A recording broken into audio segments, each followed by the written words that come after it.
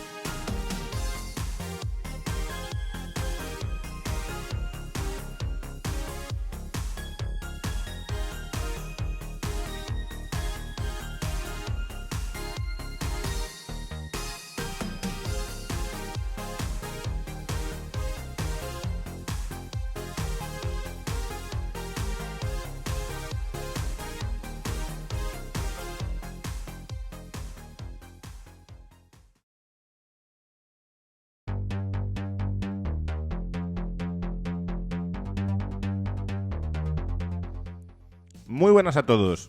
Tras un año por fin, estamos de vuelta. Hoy os traemos un vídeo en el que os explicaremos cómo configurar un clúster de 3 nodos con la versión 2020-09-16. Es cierto que esta versión salió hace bastante tiempo, pero nos permitirá experimentar el comportamiento de un clúster en nuestro laboratorio de casa. El hardware lo veremos con más detalle en el próximo capítulo, pero echemos un vistazo a los elementos principales. Para el acceso a Internet y la securización hemos empleado un firewall pfSense en formato físico, aunque también podéis emplear una máquina virtual que os ofrecerá los mismos resultados. Como switch hemos empleado un UniFi Enterprise 24 PoE. Podéis usar cualquiera que os permita la configuración de VLANs. Y por último, como nodos hemos empleado HP EliteDesk 800 Mini de tercera generación, con bajo consumo y potencia suficiente para el laboratorio. En esta imagen podéis ver cómo quedará el laboratorio a alto nivel.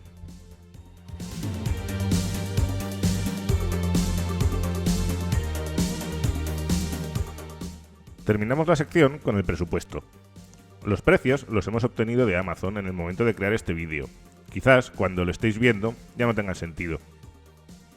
Como podréis ver más adelante, los discos y algunas de las memorias no son exactamente los mismos, pero os puede servir para haceros una idea. Los nodos son abundantes en el mercado de segunda mano, y su precio oscila entre los 175 y los 250 euros según el estado en el que se encuentren. Las memorias USB las usaremos como SATA DOM para instalar el hipervisor.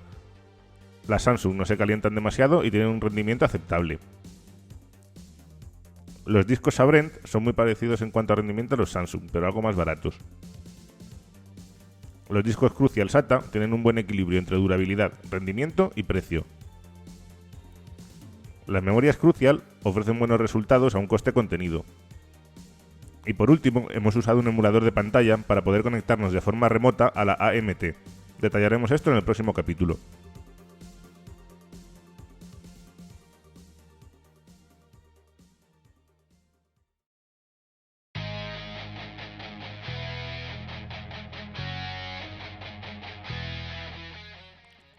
Comencemos revisando las características principales de estos mini PC. Montan procesadores i5 7600T de bajo consumo.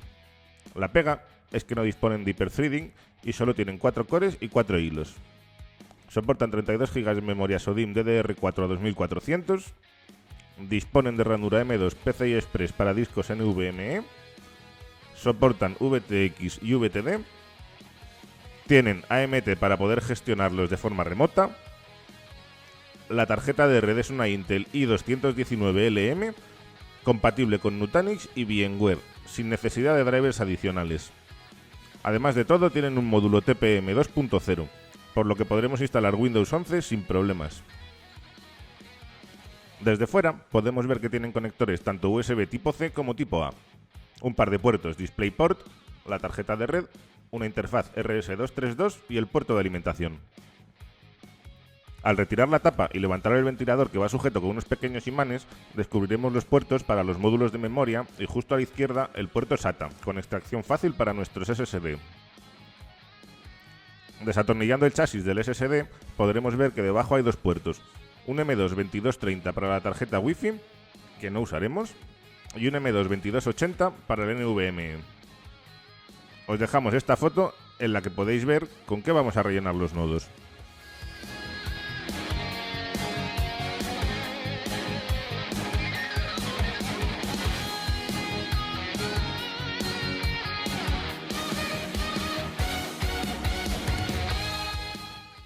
Los discos NVMe los usaremos para el Hot Tier.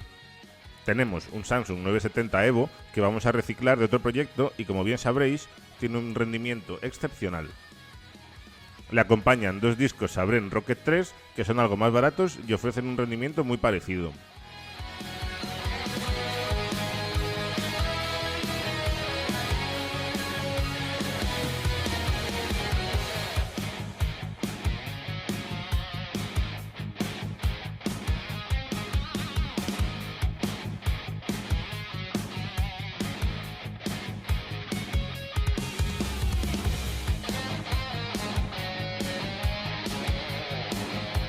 Para el Cold Tier usaremos SSD SATA.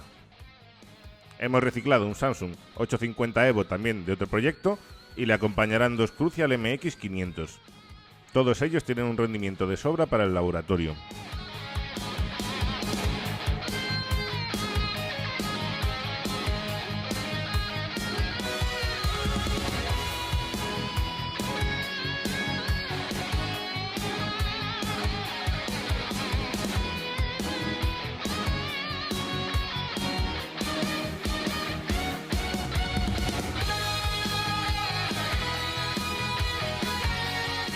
Como SATA DOM hemos empleado Samsung Fit de 64 GB. Se calientan poco y son baratos, pero como casi todas las memorias USB, penalizan bastante las escrituras.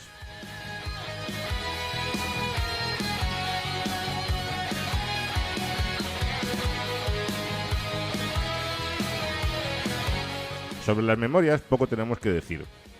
Hemos usado Crucial anteriormente y por lo menos en España son bastante más baratas que las Samsung y funcionan perfectamente. Cuando vayáis a comprarlas es posible que os salga más barato coger dos unidades por separado en lugar del pack, como nos ha pasado a nosotros, que tenemos dos packs y dos unidades por separado. Comprad lo que más barato sea. Por último, comentar que para que la AMT de Intel devuelva imagen de vídeo necesita tener conectado un monitor. Como nuestros nodos van a estar en un rack y evidentemente no van a tener un monitor conectado, hemos adquirido estos emuladores de pantalla que solucionarán el problema.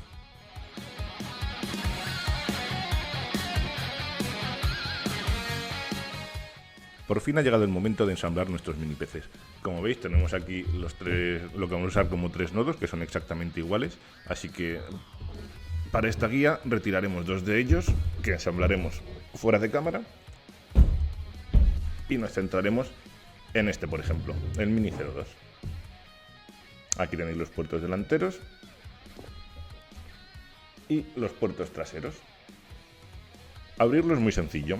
Hay que deslizar este pestillito hacia la derecha y tirar de la tapa hacia adelante. Sencillo.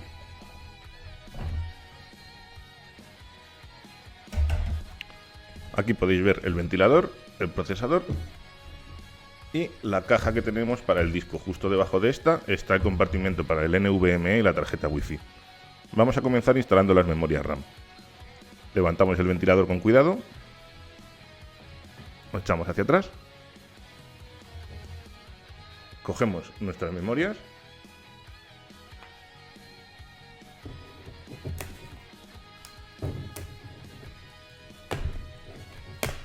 Las sacamos de la caja con cuidado.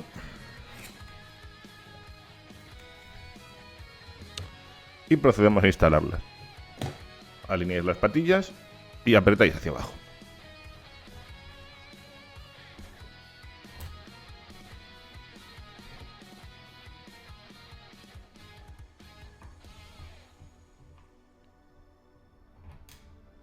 Bien, cuando hemos terminado de instalar las memorias, dejamos el ventilador en su sitio. Comprobamos que los imanes hayan cogido su postura correcta. y procedemos a quitar los 3 tornillos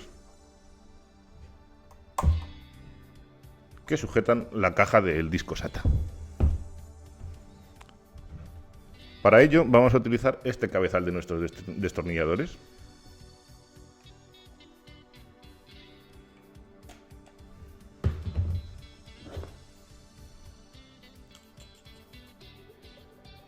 Desatornillamos.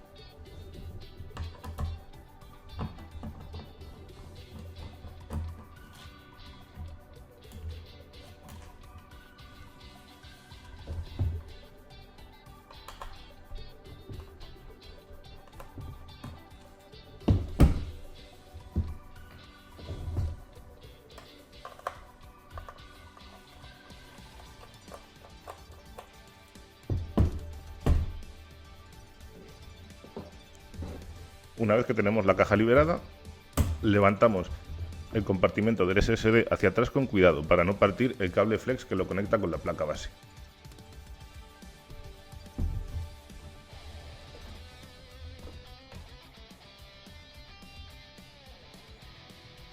Justo debajo podéis ver que tenemos aquí el conector para la tarjeta SATA y para el NVMe. La gran pega de esto es que el tornillito que sujeta el NVMe no viene ni con los equipos ni con los SSDs. Así que nosotros hemos cogido los de un disco duro viejo y los hemos utilizado para sujetarlo. Cogemos nuestro disco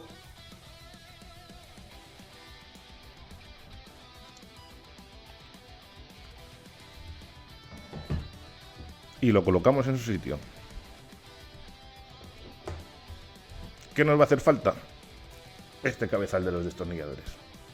Así que lo cambiamos.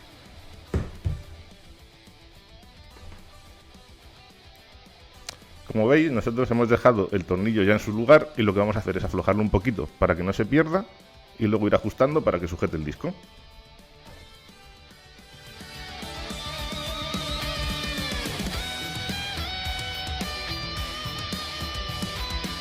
Bien, lo apretamos. Y ni muy fuerte ni muy flojo, lo justo para que sujete el disco. Volvemos a poner la caja del SSD en su sitio y la atornillamos de nuevo cambiando la punta.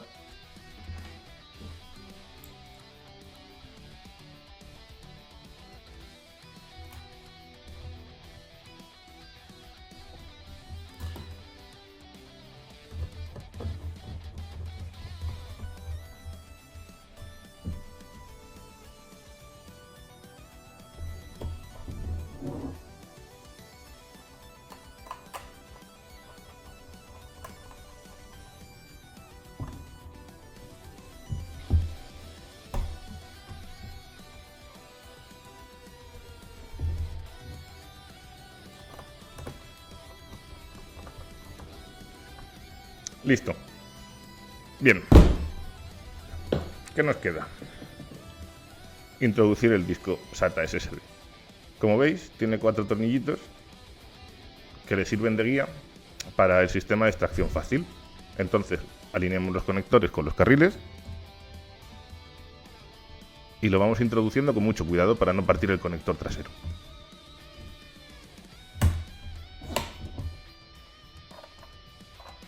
Como veis, ya está totalmente conectado.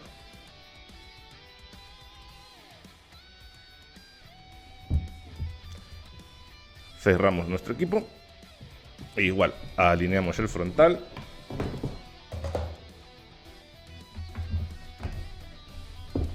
y deslizamos hacia atrás con cuidado hasta que el pestillo haga su función. Listo. Ahora colocamos en su sitio nuestro USB que utilizaremos para SATA-DOM. Y más adelante, cuando hayamos terminado de configurarlos, introduciremos en el DisplayPort 1 nuestro emulador de pantalla para que la AMT nos devuelva la imagen de vídeo cuando nos conectemos por red sin monitor.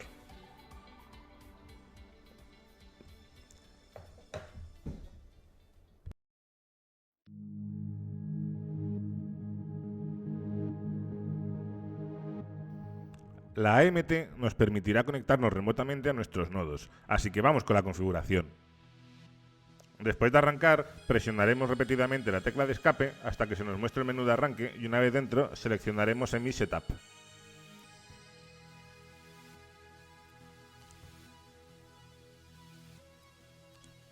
La contraseña por defecto es admin. Si no pudierais modificarla, basta con sacar la pila de la placa base unos 5 minutos para que se restablezcan los valores de fábrica.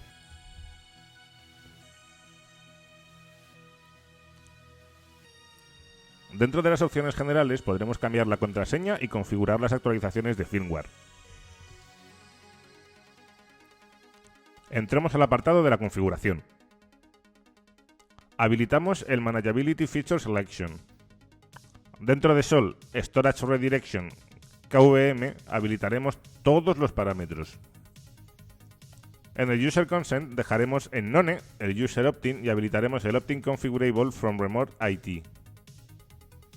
La Password Policy la configuraremos en Anytime. Dentro de Network Setup configuraremos los parámetros de DNS e introduciremos las IPs para la AMT, así como la dirección de nuestros servidores. Desgraciadamente no hay posibilidad de configurar una VLAN específica para la administración, por lo que la AMT usará la VLAN por defecto que configuremos en nuestro puerto del switch. Con Unconfigured Network Access restableceremos los valores de fábrica. En Remote Setup and Configuration dejaremos los valores por defecto y en el Power Control también.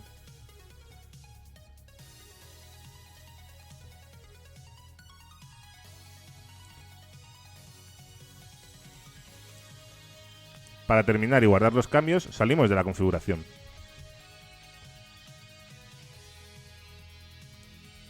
Con la AMT lista, vamos a configurar nuestro switch para poder conectarnos y seguir con la configuración de la BIOS. Entramos en nuestra consola de Unify y abrimos la aplicación de red.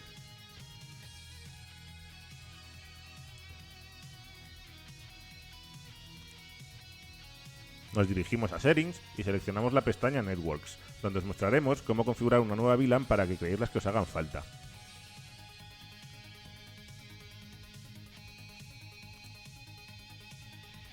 Introducimos un nombre descriptivo y en el Purpose seleccionamos VLAN Only, puesto que esta red se enrutará directamente en nuestro firewall. Añadimos la etiqueta de red y guardamos la configuración.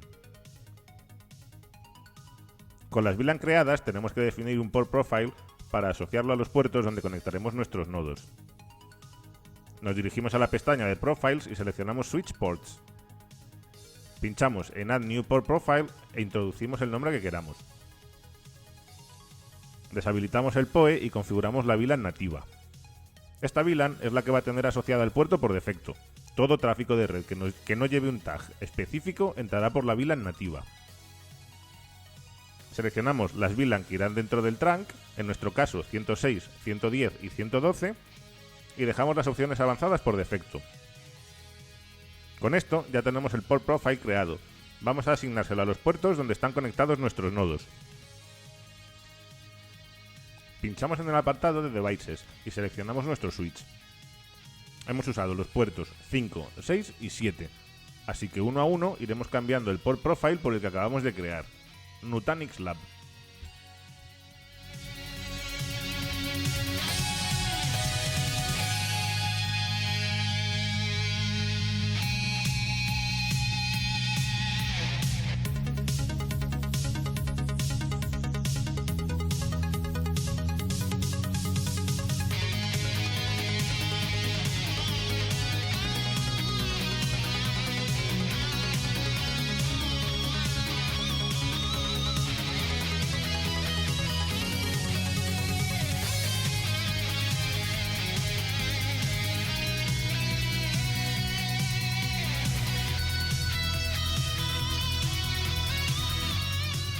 Listo.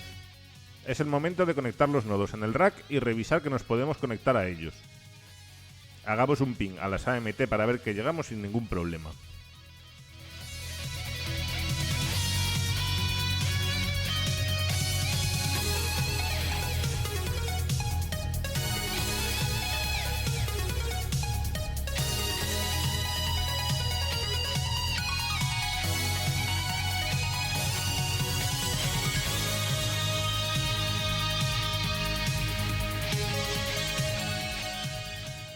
Es momento de conectar el emulador de pantalla al puerto DisplayPort 1. Tal y como hemos comentado antes, permitirá que obtengamos señal de vídeo de los nodos cuando nos conectemos por la AMT. Ahora configuraremos la conexión a nuestros nodos mediante la AMT. Por comodidad hemos utilizado Devolution's Remote Desktop Manager, ya que facilita enormemente las tareas de gestión de nuestro entorno, permitiendo crear conexiones RDP, hilo, SSH, etc. Comenzamos creando una nueva carpeta para organizar las conexiones.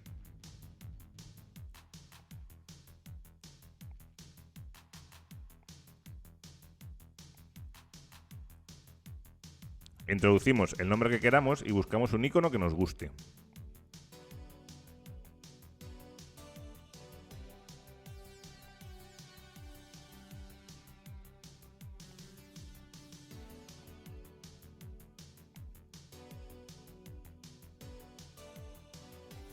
Continuamos añadiendo las conexiones. Buscamos AMT y confirmamos. Introducimos un nombre identificativo, que en nuestro caso será Mini01. Introducimos la IP que hemos configurado antes y dejamos la redirección por defecto.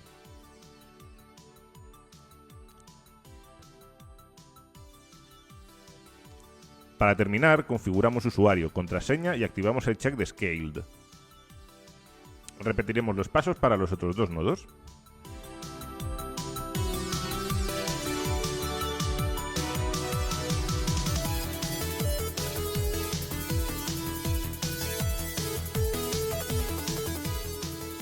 Con las conexiones a la AMT creadas hemos arrancado los nodos y, como veis, llegamos perfectamente a ellos.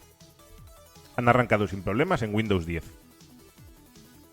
Para entrar en la BIOS seleccionaremos uno con el botón derecho, bajaremos hasta el menú de la AMT y haremos un Remote Reboot to BIOS Setup. Con el puntero del ratón pincharemos sobre el menú BIOS Setup y empezaremos con la configuración. En la pestaña principal podremos ver la información del sistema. Lo más importante aquí es la versión de la BIOS. Hemos instalado la última que hay disponible en la web de HP. Si no la tenéis actualizada, es lo primero que tendréis que hacer.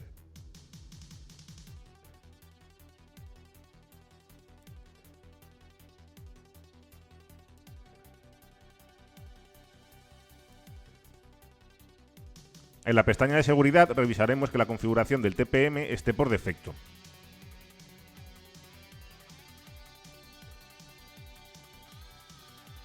HP tiene Sure Start para verificar la integridad de la plataforma y, como no molesta, hemos dejado la configuración por defecto.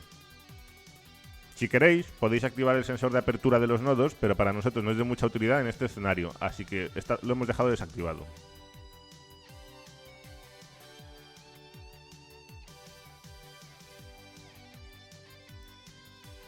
En la pestaña Advanced, las cosas se vuelven más interesantes. Entramos en Boot Options para deshabilitar CD-ROM BAT y Network BAT. Configuramos que cuando haya pérdida de corriente, los nodos vuelvan al estado en el que se encontraban. Esto será útil para que nuestro clúster vuelva a arrancar solo si, por ejemplo, se va la luz.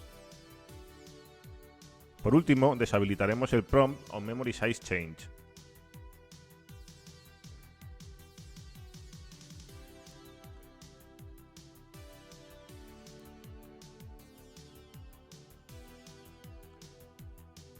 Dentro de Secure Boot Configurations configuraremos Legacy Support Disable and Secure Boot Disable y deshabilitaremos Enable MS UEFI CA Key.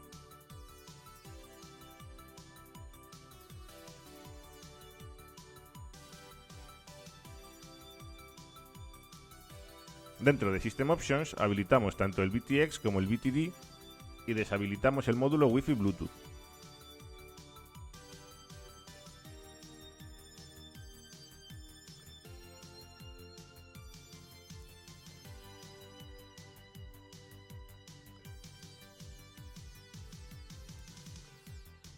En Built-in Device Options dejamos la configuración por defecto.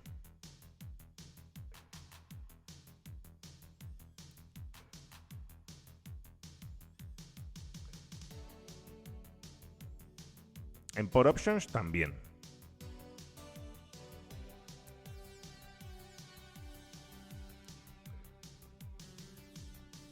En Option ROM Launch Policy no hay nada que configurar. Power Management Options dejamos las opciones por defecto y en Remote Management Options también.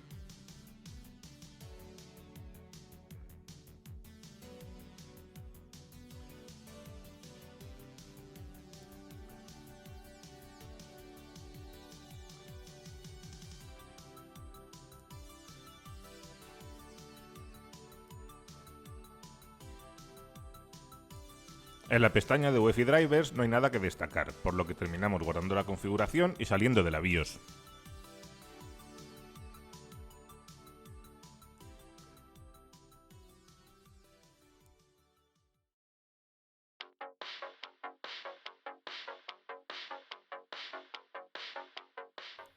En este capítulo vamos a ver cómo realizar la instalación.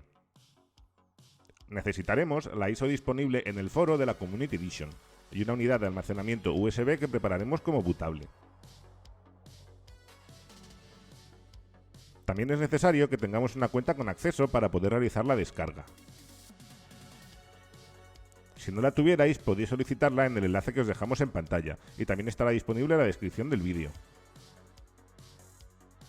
Abrimos un navegador y nos dirigimos a la web next.nutanix.com.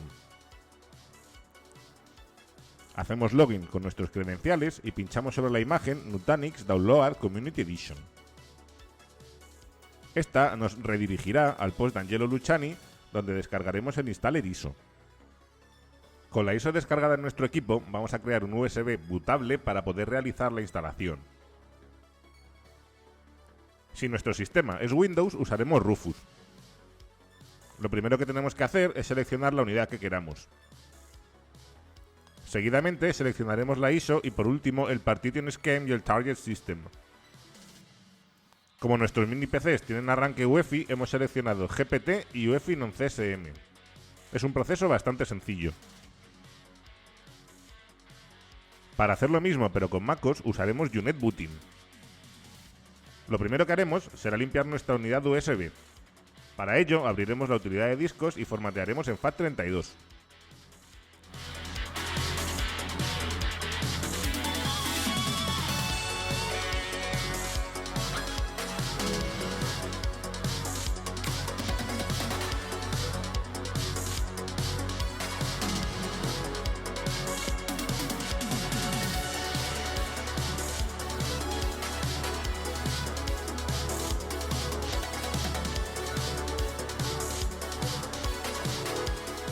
Continuamos abriendo un terminal y ejecutando el comando diskutil-list. Con él identificaremos la unidad para pasársela más adelante a UNet Booting. En nuestro caso es el disco 4.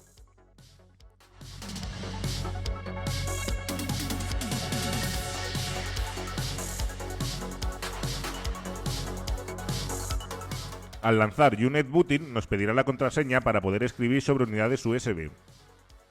La escribimos y seleccionamos que se trata de una imagen de disco. Buscamos la ISO de Nutanix Community Edition en nuestro sistema y seleccionamos el disco sobre el que vamos a realizar la escritura, que como hemos visto antes es el 4.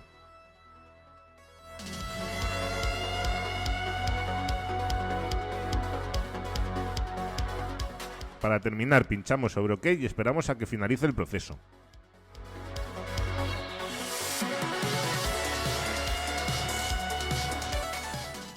Una vez tenemos listo el USB bootable, lo conectamos a nuestros nodos.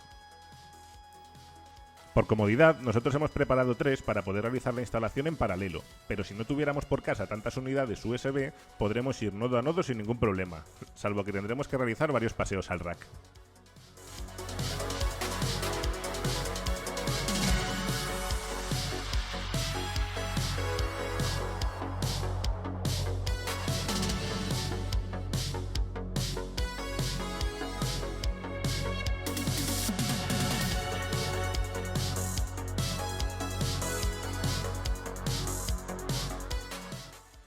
Veamos cómo realizar la instalación. Usaremos como ejemplo al nodo Mini 01. Pinchamos con el botón derecho y hacemos un Remote Reboot to BIOS Setup para poder elegir la unidad de arranque.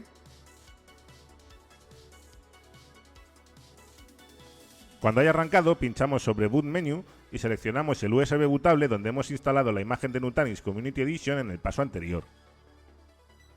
El instalador cargará automáticamente.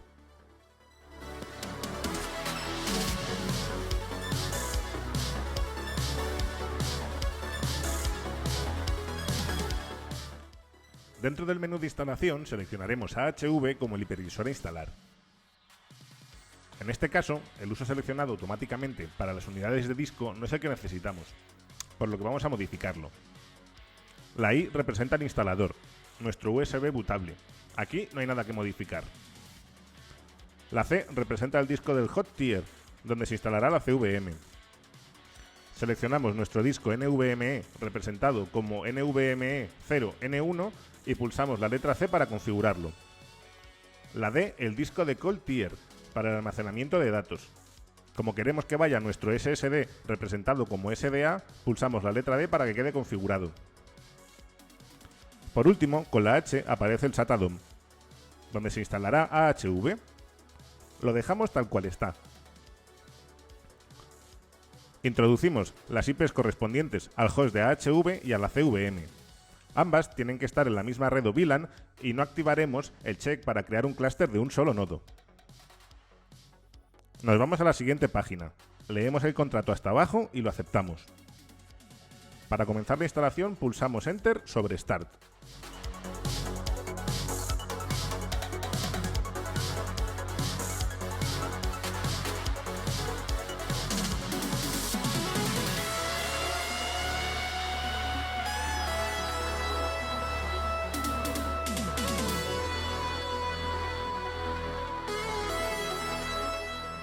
Cuando finalice la instalación, retiramos manualmente el USB bootable y seleccionamos Yes para reiniciar el nodo.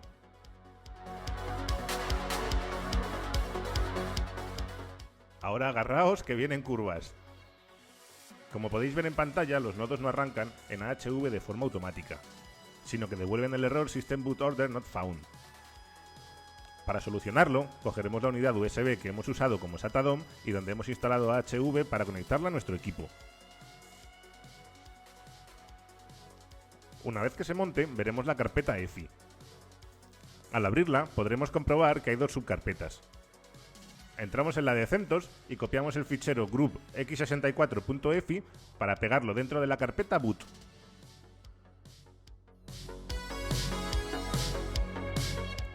Seguidamente copiamos el nombre del fichero boot x64.efi y lo eliminamos.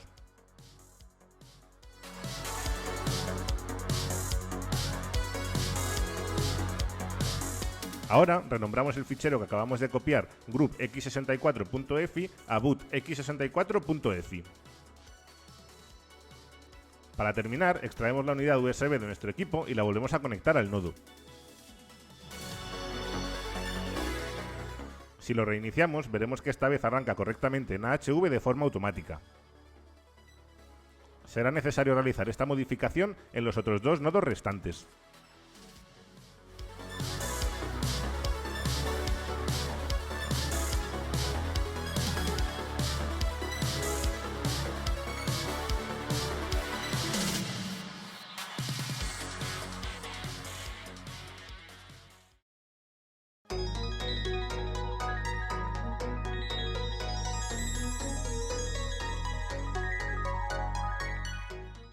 Vamos con el último capítulo. Llegados a este punto, tenemos los nodos instalados y el switch preparado. En la imagen podéis ver un esquema a alto nivel con las IPs y las VLAN que hemos utilizado. Si profundizamos un poco, podremos ver un esquema mucho más complejo, pero no os dejéis intimidar. Realmente es más fácil de lo que parece. Veámoslo parte por parte. El firewall pfSense está conectado a nuestro switch mediante un LACP y va a enrutar las VLAN. Los nodos están conectados a los puertos 5, 6 y 7, configurados como hemos visto en el capítulo 2. Para ver en detalle las redes, usaremos de ejemplo el nodo Mini 01, ya que los otros dos van a tener la misma configuración. Como bien sabéis, solo tienen un adaptador de red, así que el ancho de banda será limitado. La configuración por defecto, después de la instalación y que vamos a usar para el clúster, es Active Backup. Empecemos. En verde está representada la red interna que utiliza la CVM para leer y escribir datos de forma local y comunicarse con el host de AHV. Las IPs que se asignan siempre son las mismas, 192.168.5.1 para el host de AHV y 192.168.5.254 para la CVM. En naranja tenemos la VLAN 106. La usaremos para comunicarnos con nuestra CVM, host de AHV y para replicar los datos al resto de nodos del clúster. En nuestro caso, al tratarse de una VLAN tagueada, va a ser necesario que la configuremos a mano más adelante, ya que por defecto se utiliza la VLAN nativa del switch. En turquesa tenemos la VLAN 100. Como hemos visto en capítulos anteriores, la vamos a usar para comunicarnos con la AMT. Hemos usado la VLAN nativa ya que la AMT no permite asignarle un tag específico. Por último, en azul y rojo tenemos las VLAN 110 y 112. Son las que usaremos para las máquinas virtuales del clúster. Pertenecen al trunk y no requieren de configuración adicional.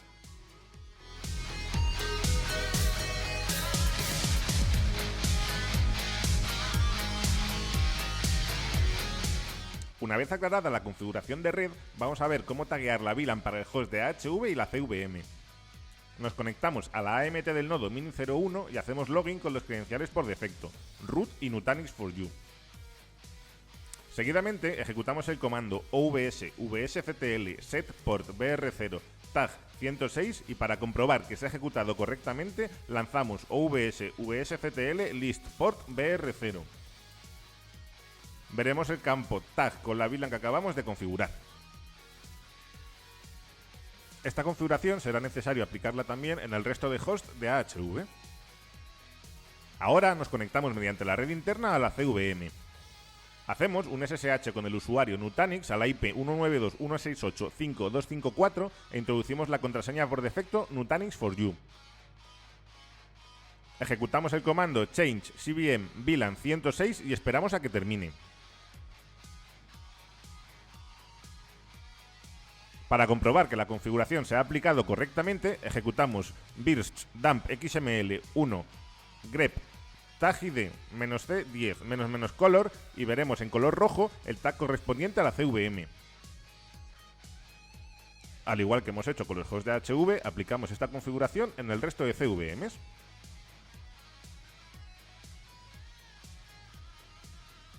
Lanzamos un ping y comprobamos que llegamos tanto a los hosts como a las CVM.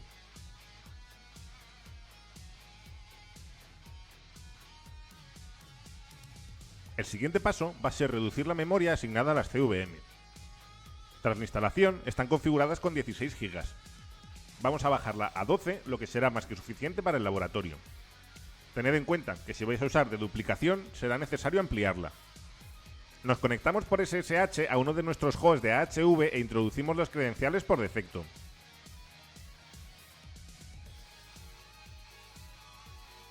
Lanzamos el comando birst list --sol y copiamos el nombre de la CVM.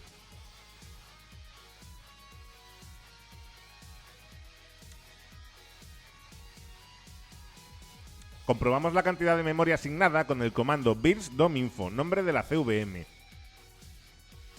Como vemos, tiene asignados 16 GB. Para reducirla a 12, primero apagaremos la CVM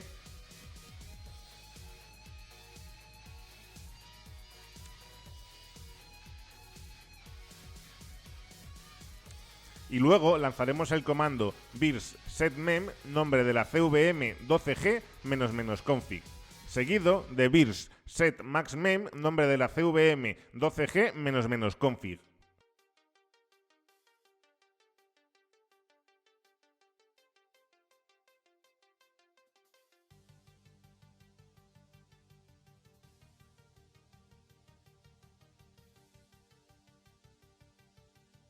Para comprobar que se han aplicado los cambios correctamente, lanzaremos de nuevo birst dominfo, nombre de la CVM, y comprobaremos que los campos max memory y user memory son correctos.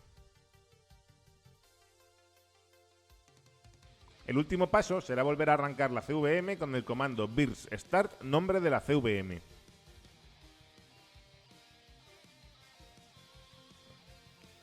Con la conectividad y las CVM a punto, vamos a crear el clúster. Nos conectamos por SSH a cualquiera de las CVM y lanzamos el comando cluster-s create seguido de las IPs de las CVM. Si todo va como esperamos, los servicios arrancarán sin problema.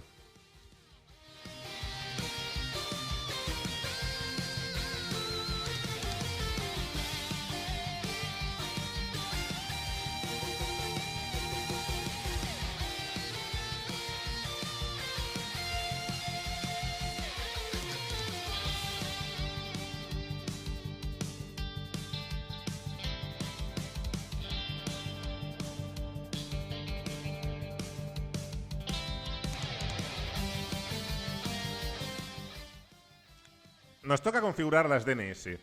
Nos harán falta cuando hagamos el primer login en Prism. Por defecto, al terminar la creación del clúster, están configuradas las de Google, 8.8.8.8 y 8.8.4.4. Si bien es una opción válida, nosotros vamos a configurar los servidores DNS de nuestro dominio para la resolución. Desde la CVM que hemos usado para crear el clúster, entramos en el NCLI. Comprobamos los servidores con el comando cluster getNameServers. Veremos que efectivamente están los DNS de Google. Los eliminamos uno a uno con el comando cluster remove from nameservers. Para terminar, añadimos nuestros servidores DNS uno a uno con el comando cluster add to nameservers. Con las DNS a punto, ya podemos hacer login por primera vez en el clúster. Nos dirigimos por HTTPS y puerto 9440 a una de las IPs de las CVM. Hacemos login con el usuario admin y la contraseña Nutanix for you.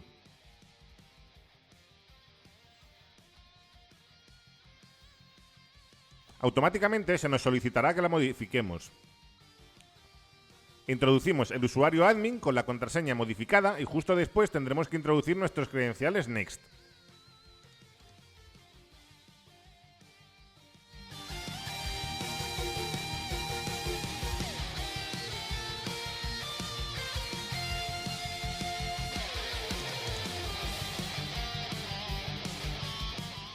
En este momento nuestro clúster estará listo para usarse. En la pestaña de hardware podremos verificar los 3 nodos y los discos que tienen instalados. Como veis, los NVMe los reconoce perfectamente, pero los SSD aparecen como HDD.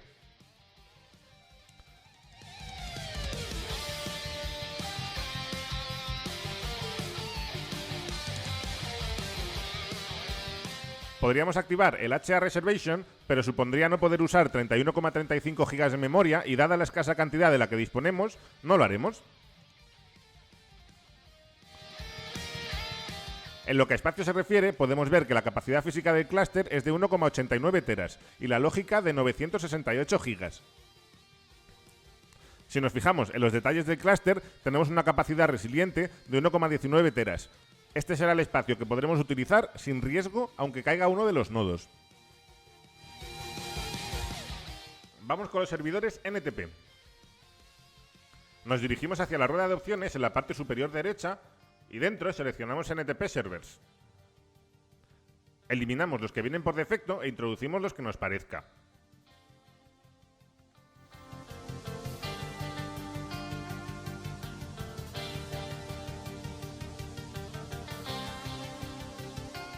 Seguidamente pinchamos sobre un name en la parte superior izquierda para modificar el nombre del clúster junto con la VIP y la IP de servicios para iSCSI. A partir de ahora usaremos la VIP para conectarnos al clúster. Antes de despedirnos del todo, vamos a ver una cosa curiosa que nos ha pasado con las tarjetas de red. Después de estar usando el clúster unos días, hemos experimentado problemas de conectividad y caídas en los nodos, lo que nos dejaba la plataforma muy inestable. En las AMT hemos detectado que los hosts de HV estaban reportando que la interfaz ETH0 se estaba quedando colgada tal y como veis en pantalla.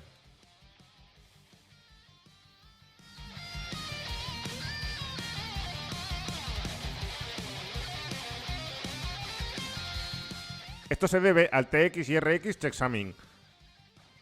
Por defecto está activado y ya sea por problemas con el driver o con el propio hardware provoca que la interfaz se cuelgue y seguidamente se resetee. Para solucionarlo, hemos de editar el fichero rc.local dentro de la carpeta etc y añadir la línea ethtool -k mayúscula eth0 rxoff txoff.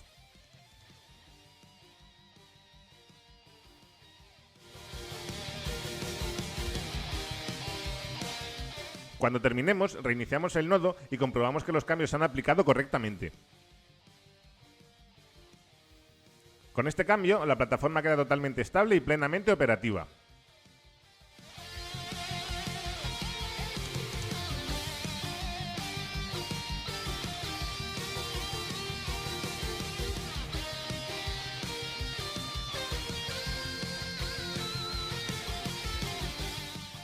Esto ha sido todo.